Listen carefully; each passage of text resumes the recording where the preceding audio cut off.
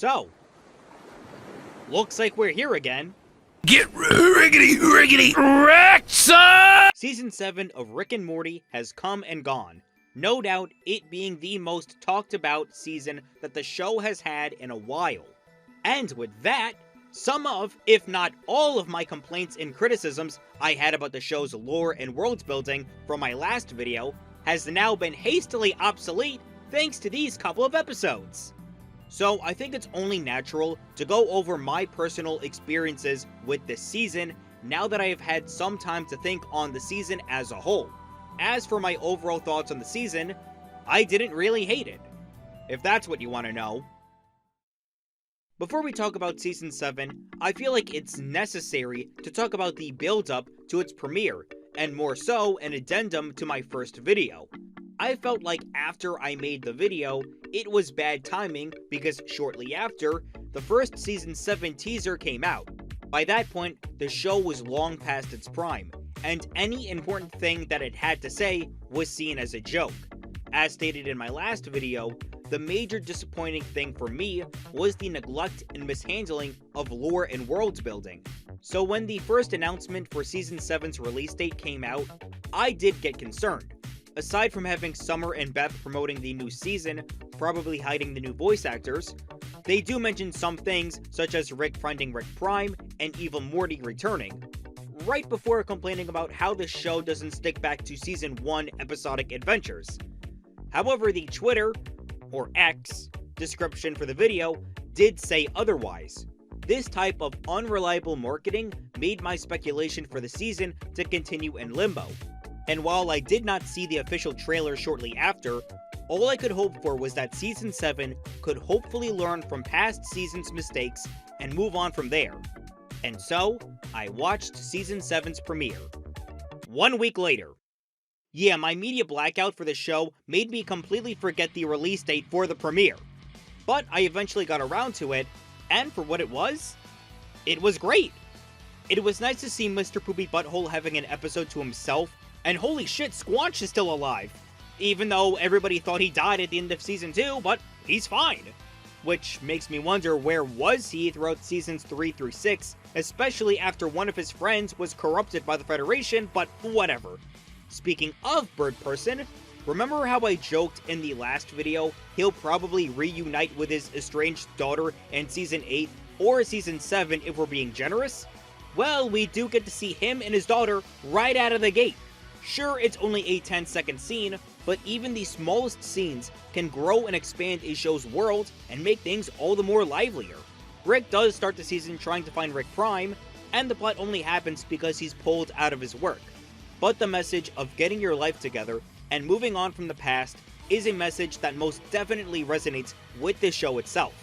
I would love to express how Mr. Poopy Butthole's character arc personifies the show as a whole, but I'm getting ahead of myself. As for the new voice actors, I think it's a lot more organic and realistic now that Rick and Morty have their own actors rather than being played by the same guy, making a lot of their dialogue feel more natural. It does take time to get used to with the change, but they did a great job. So, Season 7 has a good start. But so did Season 6, and look how that turned out. It's all about the following episodes. Those will make or break a season. As for Episode 2, that turned out to be a good episode as well. Though an episodic episode, the fact that it does build on Rick and Jerry's relationship is more to make up for it. That's why Episode 3 was even more surprising, bringing up more story-based elements. First off, it's nice to see Unity after so long, and her reasoning for taking over Virginia is because she knows Rick is looking for Rick Prime, and she doesn't want to lose him. Again, having these little bits of lore and episodic stories shows that characters have a bit more depth and the notion that every decision counts. Plus, I do like whenever two characters interact when in any other situation they never would. It keeps things more interesting. Another controversial episode from this season has that happen too, by the way. And as for Episode 4, despite having a topic be one that YouTube heavily dislikes, was yet another good self-contained episode where Morty has to take responsibility for his actions on the cultural differences from another planet. At this point, I was liking Season 7. There was a clear pattern on the two types of episodes. Odd number episodes helped progress the plot, and even numbered episodes that would fit perfectly with the first two seasons. So with episode 5, I was expecting it to be more of a story-centric episode. And then I missed out on it again because I forgot that night. But the next morning, I almost immediately got spoiled on YouTube that the episode I missed on just so happened to be the episode where Rick not only finds Rick Prime, but kills him. Once again, my concerns for the season grew. How could they kill the only remaining villain of the show halfway through a season? I hate using Breaking Bad as a comparison, but it really rings true how well that show used every element it had. Imagine if Jesse did kill Gus when he was over his house for dinner. Killing off Gus in the middle of season 4 would waste the impact and satisfaction without having more build-up and suspense. I dreaded that the show would go back to its mid to downright insulting levels of content with this decision. And then I saw the episode. They didn't blow it. For starters, Evil Morty returning was a welcoming surprise. I thought he fucked off at the end of season 5, never to return. But here, we get his origin story. Finally, a backstory for a character that's been around for 10 years? God, I'm so old. Also, we get a solid reasoning for his own motives. Him disabling Rick's portal gun tech at the end of season 5 is, well, aside from his hatred for Rick's, and a more realistic motive than the slaves underneath the Citadel. Seriously, what was that? But he wants everyone to use portal gun technology aside from Rick, only to realize that not everyone can master it. Maybe only Rick can control it due to him being the self-titled smartest man in the universe. It's those little pieces of connections with other seasons that makes episodes like this much more satisfying. On top of that, he's doing things. He's actually talking to the other characters and not monologuing to himself. But outside of him, there's other great moments in the episode. Even the ending hitting me where now that Rick Prime is gone, Rick has nothing left in a perfect parallel to Rick Potion number 5. Now that's how you do a parallel, you dolt. And just the entire scene of Rick Prime's death. It's just a brand new voice actor, by the way, doing these lines. It makes scenes like this much more satisfying than any other scene from the past 2 to 3 seasons. And even though Rick Prime is dead, just having Evil Morty being brought back in is confident enough that the series still has a few loose ends to tie up. As long as they commit to it, of course. Despite my theory on the season's structure, I was surprised to see episode 6 somewhat being tied to the ending of the previous one, with Rick down on his luck and getting cheered up through yet another episodic adventure, in the same vein as Morty's Mind Blowers, but more to the point when it comes to Family Guy's obnoxious cutaway gags. Afterwards, to be honest, the season kinda falls off, with many calling the Ice-T Numericons episode to be one of the worst episodes of the show. I thought it was fine, despite it being a Star Wars parody. Yes, another one. Yes, another one. Although I will admit the season finale was just alright. But I was surprised to know that this finale wasn't yet another grand big spectacle. Here, it was more of a character study, a type of finale that we haven't seen since season 1. 10 years ago. God, I'm really old. Anyway, one takeaway I did have with this episode was that Rick didn't really learn anything because all of his development happened in Morty's head, which begs the question of how did he imagine the scenes that he wasn't there for, but I could jot that down to cliched TV logic. However, I do like the last scene where instead of Rick jumping in the hole, he puts a picture of Morty on the wall, which is good character development. If this was season 1 and especially season 3 Rick, he would have jumped in. But it shows restraint of his selfish desires and shows more care for his family, and I like that. So that was season 7. Honestly, the pure definition of a mixed bag. While there were episodes that just felt more of the same, others were such a huge upgrade that they would fit with seasons 1 and 2. For once, there were episodes that tied into the overarching narrative that wasn't exclusively reserved to the season premiere and or finale. Rick being killed off in the middle of the season was a shock, and Rick brutally beating him to death was such a powerful scene that it almost made me forgive the fact that Rick Prime killing Rick's family was more or less of a retcon when it was a fabricated memory that Rick created at the beginning of Season 3, yeah, I'm not gonna go over that again. The season had significantly less gross out or exploitive episodes. No episodes here involve incest, unless you count the Quado one, but that's more of a companionship of the two. Having Evil Morty return was another great decision. Fully explaining his motivation and backstory shows that he's not out of the game yet, and him teaming up with Rick to go after Rick Prime shows that Evil Morty could potentially be a lawful evil character. That said, there were a couple of criticisms that I have with the season. Like I said, the second half of the season is not as strong as the first, with many considering the Numericon episodes as a new low for the series.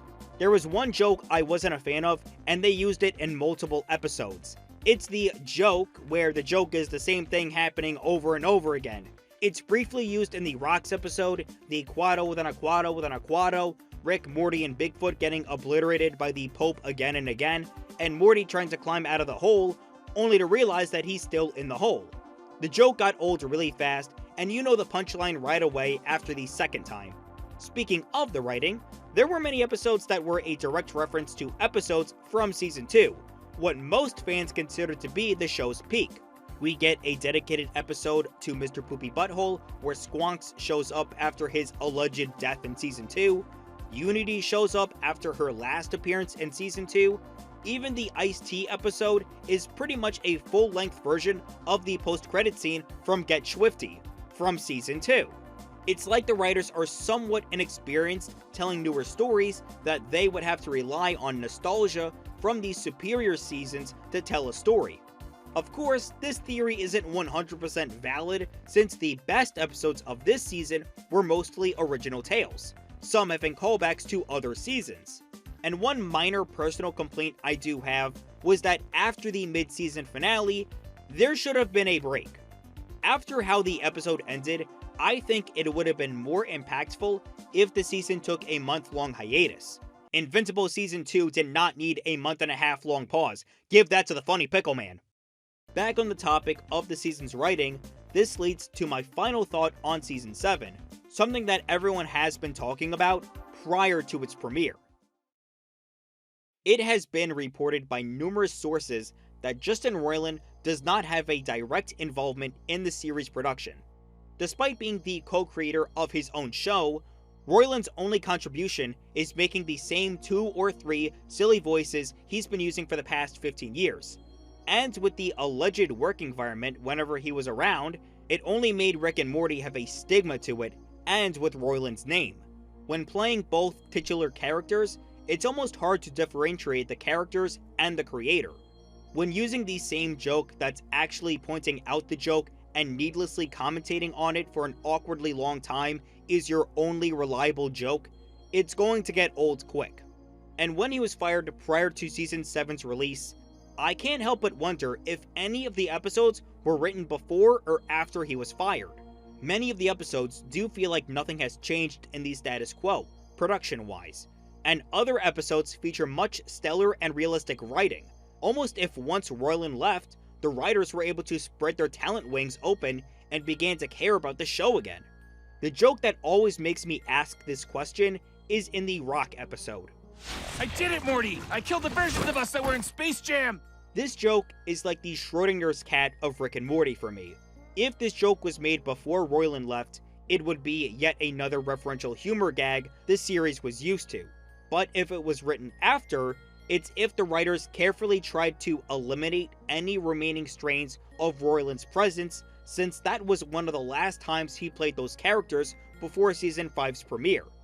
And I think there's one character that could possibly represent the series as a whole, and it's neither Rick nor Morty. Ooh-wee! Whatever you want, Rick, we're here to help! Mr. Poopy Butthole was a character that was introduced in Season 2, and through his charm and charisma, he became a fan-favorite character, appearing at the end of every season in a post-credit scene. This was during the show's big cultural boom, so it was only natural for Adult Swim and the production crew to not change too much of the show's style, becoming more lazy with its writing and storytelling for insert funny meme here. That's why in Season 3, we got Noob Noob a character eerily similar to Mr. Poopy Butthole's design and having his own catchphrase. God damn! Again, Roiland not even trying to come up with a different voice for the character. This would continue with seasons 4 through 6, the show continuing the same method of comedy, degrading over time, and any form of storytelling or lore was either neglected and or hastily resolved, without any payoff or satisfaction. Likewise, Mr. Poopy Butthole having a family and eventually getting divorced was due to having no shakeup to the formula.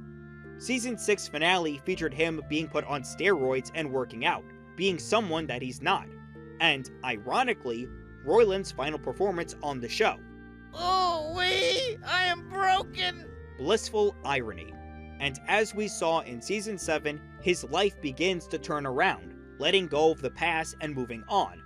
I mean, the comparison isn't totally legit, since in the post-credits, we do see him sabotage another universe version of his family and trying to return to normalcy.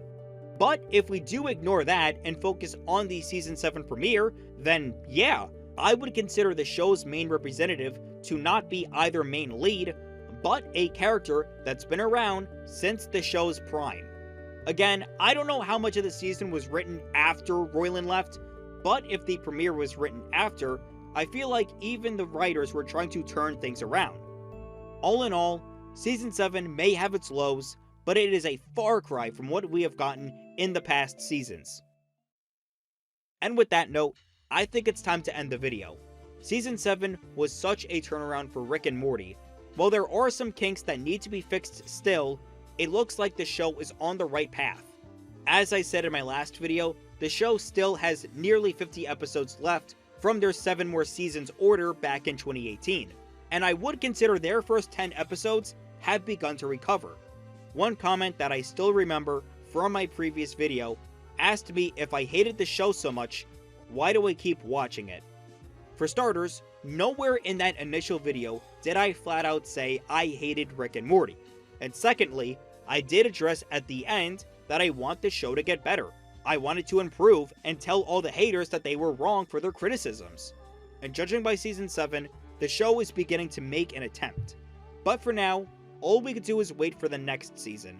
And if it's good or bad, don't expect a video from me. I think one addendum video for the show is more than enough. Until then, I'm AJ, and good riddance, Justin Roiland.